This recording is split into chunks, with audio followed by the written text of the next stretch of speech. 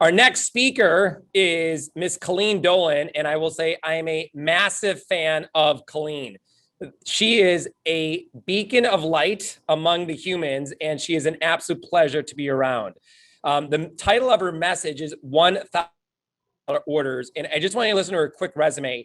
She started with Cutco at a $13,000 fast start, had a $34,000 SC2 push. Let me repeat that, 34,000 SC2, and finished her first year at 90K. She went on to branch, and then she was a two-time pilot in the North Star division, where she and Dane led the division, and having over 2,000, I think, or 2 million and $3 million years. And her career sales over $320,000. Is a fun thing. She loves to travel, hang out with friends, and playing pranks on people. When I read that, Colleen, I was like, oh, you should hang out with Jason Heinritz. He's great at playing pranks on me for New Year's or April Fool's Day all the time. And she's going to talk to you about $1,000 orders. She has a consistent $800 average order size, and she is great at selling Cutco. So after this message, you're going to get a chance to go into some breakout rooms and talk about what you learned. So take some fantastic notes. And Colleen, the floor is yours. All right. Thank you so much, Danny. Danny, you always have the nicest things to say about people, so I appreciate it a ton. Hello, Central Region. I am excited to talk to you guys today. Happy SC2. SC2 is hands down my favorite Cutco event of the year. Every single year, I look forward to this event, whether it's in person or virtual. I look forward to it every single year. Raise your hand, please. I'm going to go to gallery view here. Raise your hand if this is your first ever SC2. Oh, yeah, and people are doing the hand. Awesome. Nice. Okay, tons of people. Okay, that is fabulous. First ever SC2. Okay, keep your hand raised if this is your first ever Cutco conference ever. All right. Love it. Okay, lots of, oh, I saw a veteran have their hand up. Put your hand down. This is not your first Cutco conference, but that's awesome. Thank you very much for participating. I remember going to my first ever Cutco conference, and my first conference was SC1, but first conference. And I remember one of the main things that I took away from that event was just this sense of proof, right? The sense of proof that like, wow, you know, I heard all these things that my manager would talk about, right? About these big orders and people that would sell a lot. And it was the first opportunity that I had that I actually got to see people do it, right? And get to hear from them personally. And I'm going to talk more about that later, but I hope that's one of the things that really sets in for you today is proof that it happens, right? There's real people that do this stuff, that sell a lot, that grow, right? People like Colton Horn that, you know, get amazing things from Vector and go off to do amazing other things in life. And it's real. And I hope that sets in for you today of, you know, it's possible for you too. Okay. So let me share my slides here. What I'm going to talk to you guys today about is $1,000 orders. All right. $1,000 orders. This is, it sounds like a very, you know, exciting topic, right? Raise your hand if you've ever had a $1,000 order before, please. Oh shoot, I can't get my gallery view up, but that's all right. Oh my gosh, I'm seeing all these notifications. Lots of hand raised. Okay, lots of $1,000. That's fantastic. Now, when you have $1,000, you know that it's pretty exciting, right? It feels really great. Depending on your commission level, you maybe made $200, $300, $400, $500, right? For our FSMs or CSPs, and making $500 on a $1,000 order. How would that feel, right? If you're at 20%, you're making $200. That's a pretty good hour, in my opinion. And for those of you that have had multiple $1,000 orders, you can probably attest to the fact that if you have had multiple, a lot of times they look different, right? In other words, like if you've had a lot of $1,000 orders, it's not the same order every single time. Now, can you go out and sell 2 homemakers to 2 different people? Yeah, absolutely. That's the same order. But if you've been around a while, you've had multiple $1,000 orders, there's lots of different avenues and ways to get there. So the first point that I have with this is what I want you to know is that there is no one path to victory with this, right? For instance, you could sell a homemaker, but you could also sell a signature set. You could sell an ultimate set. You could sell a $1,000 like list. You could sell $1,000 of just outdoor hunting and fishing tools, right? You could sell an outdoors package. You could sell flatware. You could sell cookware, right? You could have $1,000 order simply by upselling, which we'll talk about a little bit later. You know, so my point is there is no one path to look at. And you think about like, if we think about sports, right? I'm not a huge sports person, but if we think about somebody that's very well known in the sports world, I think about Tom Brady, right? I'll use the obvious example. Tom Brady has won a lot of Super Bowls. We all know that. In other words, Tom Brady has had a lot of $1,000 orders. Yes, I'm comparing a $1,000 order to winning a Super Bowl. Absolutely. Okay. But he's had a lot of won a lot of Super Bowls, had a lot of $1,000 orders. And if you were to look back at every Super Bowl that he's won, none of them looked the same, right? He didn't run the same plays every single Super Bowl. They all looked different. So my point is, the relation here is, I wish I could say, hey, say this every single time and you'll have a $1,000 order. Hey, do this exact thing every single time, you'll sell $1,000. That's just not the reality though. So it wouldn't be fair to say that.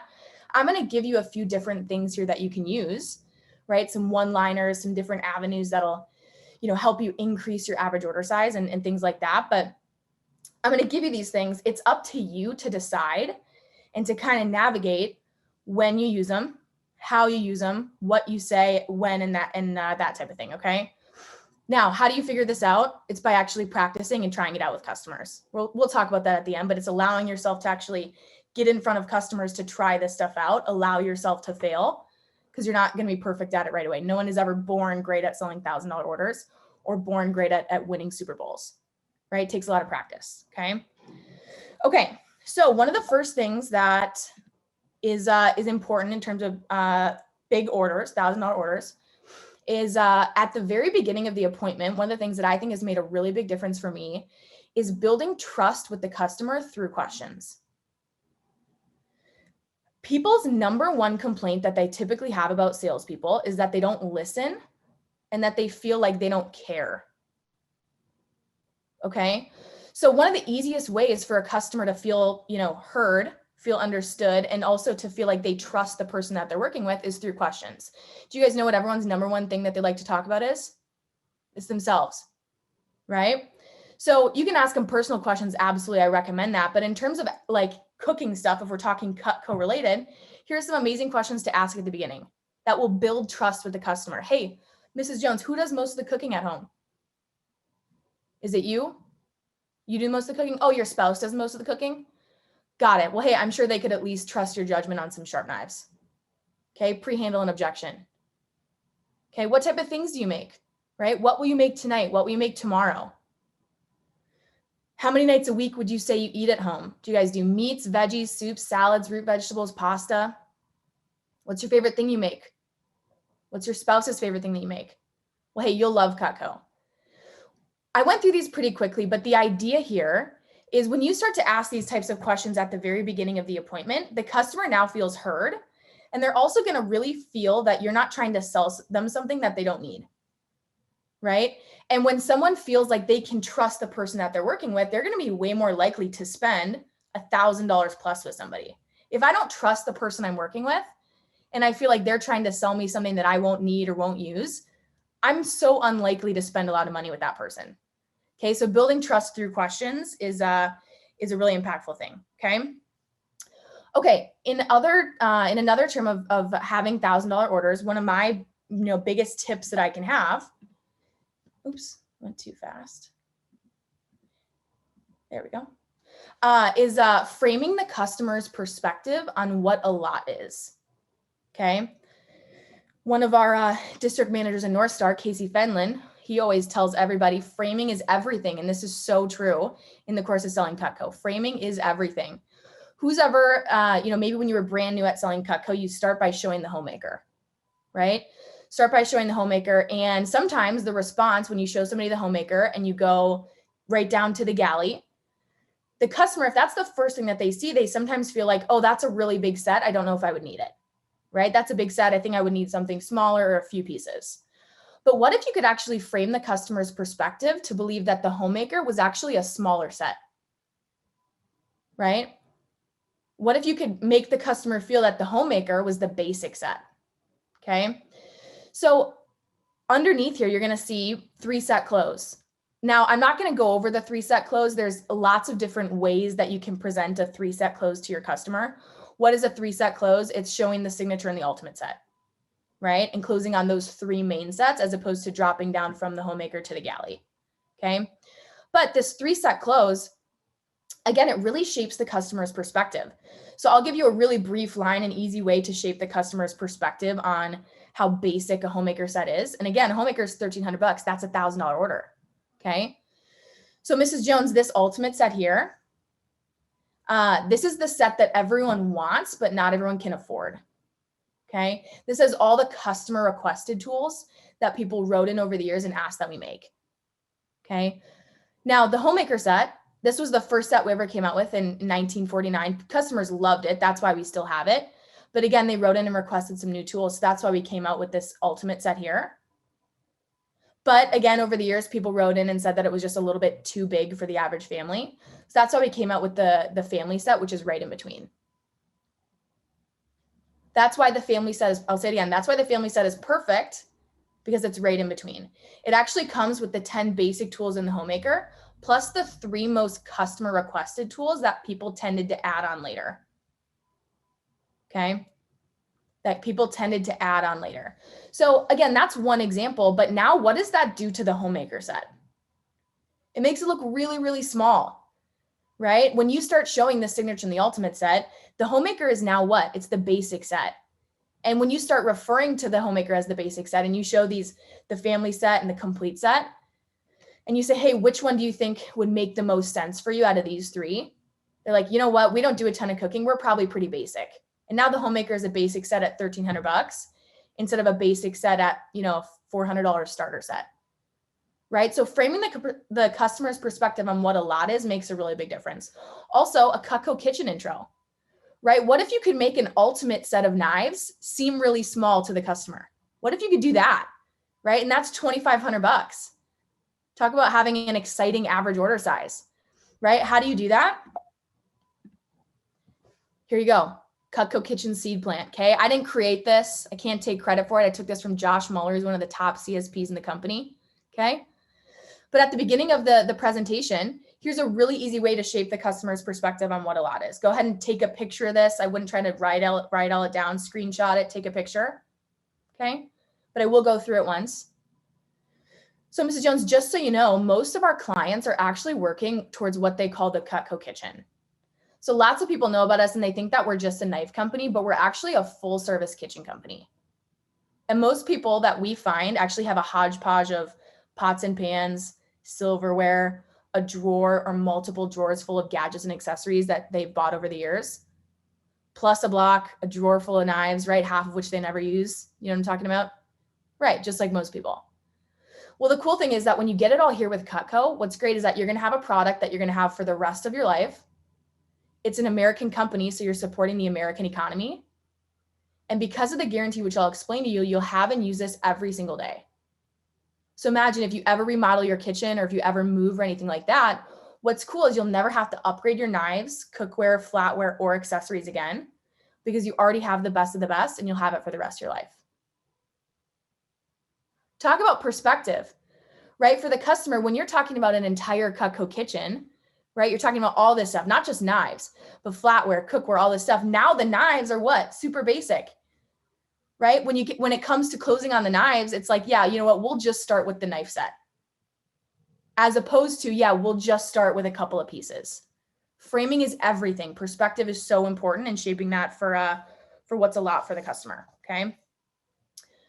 Okay, I want to talk about this. I went one slide too far. Okay.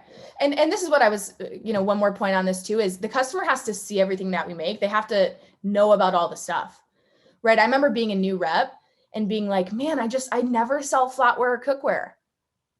And then somebody said to me, well, do you show it to every customer? And I'm like, well, no. It's like, well, yeah, there's your problem right there. If they don't know that we make it, they can't buy it. So the customer has to see and know everything that we make, right? If they don't know that we have it, they can't buy it. All right.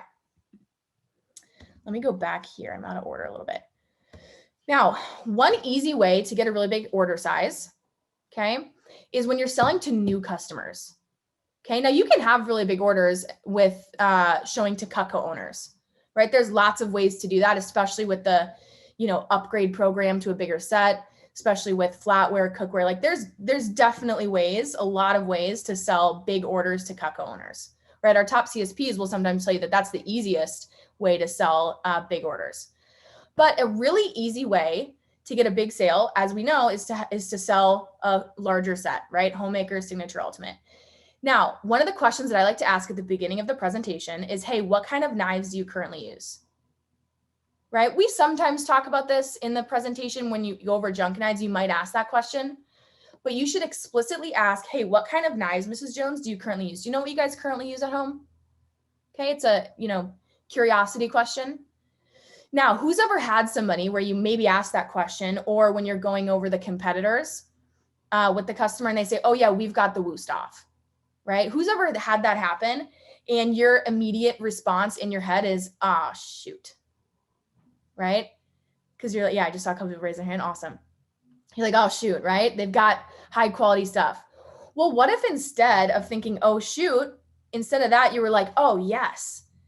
That's actually the way that our top reps will look at it when someone says that they have high quality knives. Okay, so here's a really easy way to frame it. Oh, that's awesome, Mrs. Jones. That's awesome that you have Wusthof.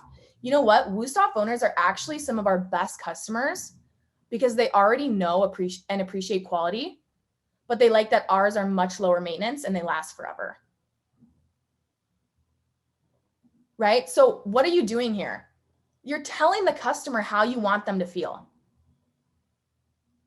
You're in control. You're telling the customer how you want them to feel. Instead, if you don't do this, what is the customer doing? They're telling you how they feel, right? And you're the knife expert. You're giving the demo. You're the one giving the presentation.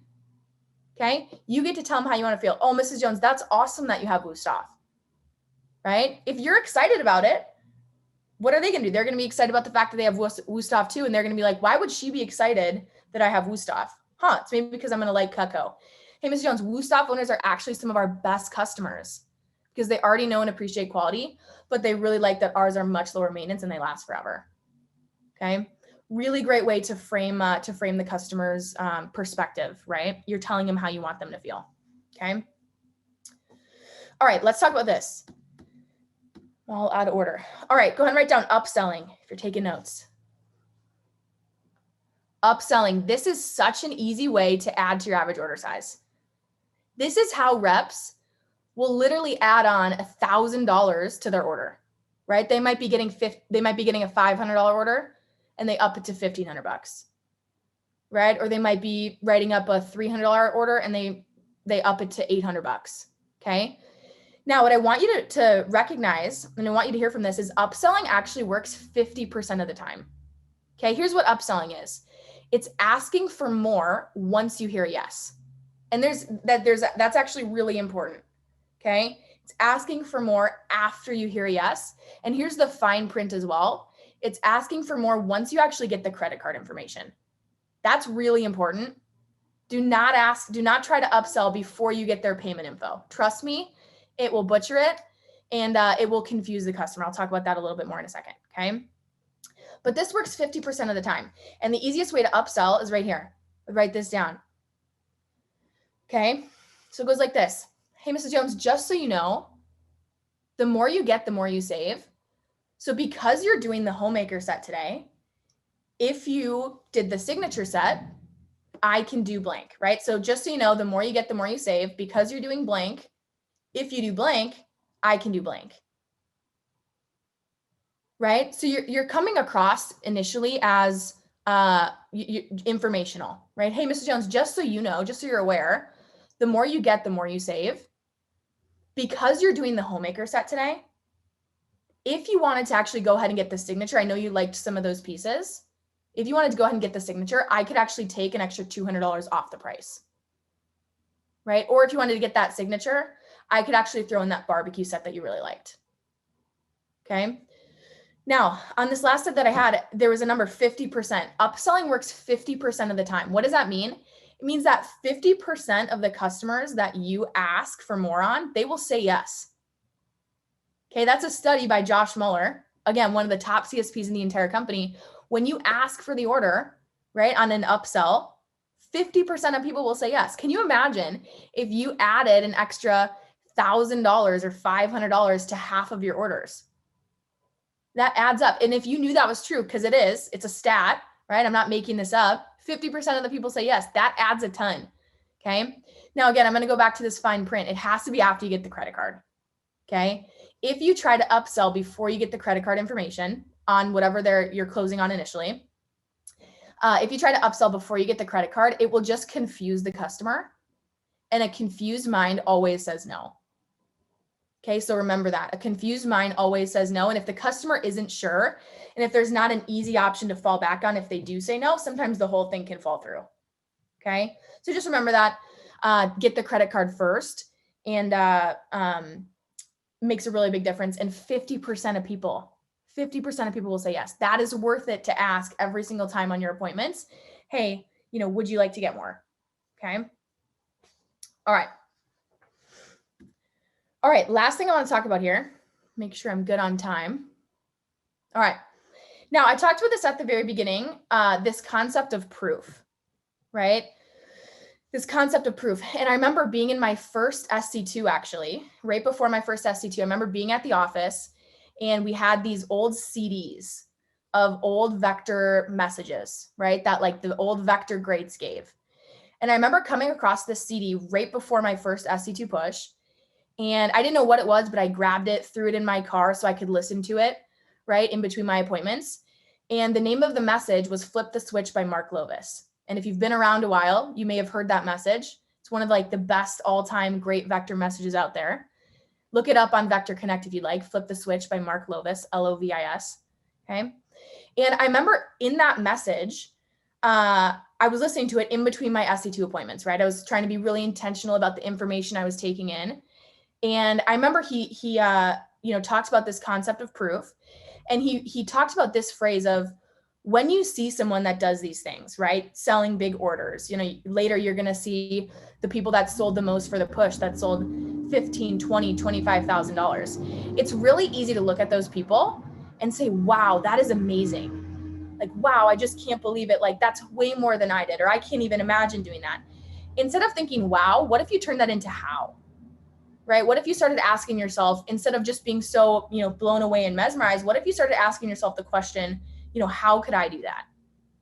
Talk about a more powerful question, right? I was just talking to Elliot James about this the other day, right? Branch manager, one of the best. You guys will hear from him tomorrow. But we were talking about this the other day, and, the concept of life will, there's a Tony Robbins quote, I'm trying to remember now. Life will always pay you whatever price you ask of it, right? So ask intelligently, ask questions intelligently to allow yourself to get better answers. Now, I talked about this before, and I'll wrap up with this as well. I know I'm a little short on time. No one is ever born great at selling $1,000 orders. It's just not the case, right? I've had a lot of $1,000 orders. I couldn't always sell $1,000 orders, right? I started out the exact same way that everybody else did. But what did I do? What do our top FSMs, our top CSPs, our people that sell $1,000 orders all the time, is they allow themselves to actually try, and they allow themselves to fail, right? They have failed more times than you have ever tried. Okay. So they've allowed themselves to step into the arena to get beat up, right? Brandon Brown, #1 CSP in the entire company. He sold $1 million personally in 2019. $1 million personally. Consider that, right? And his favorite quote that I always hear from him is, embrace the suck, right? Embrace the opportunity to totally suck at something, because that's how you get good. And one of my favorite things about Cutco is that you don't have to earn time in the arena. You don't have to earn time in the Super Bowl the way Tom Brady does. You get to choose to step into the arena, right? You can choose to suck as many times as you want with customers until you get really good. You can choose to be good, right? So step into the arena. Thank you so much. I do want to wrap up by just saying thank you to all of you, Central Region. Thanks for being here. And a big thank you. I'm going to unscreen share here. A big thank you to our Central Region staff, Mike, Ann, Jen, Cindy, Kyle. For those of you that don't know, there's a ton of effort and energy that they put in to put on this event. So thank you so much for the engagement and everything. And yeah, thank you guys so much. Enjoy the rest of the event. Yeah, Colleen on fire. I think the world, Coco, is ready to do demos tonight and watch us pop off $1,000 orders like there's no mañana. So absolutely outstanding. Very nice.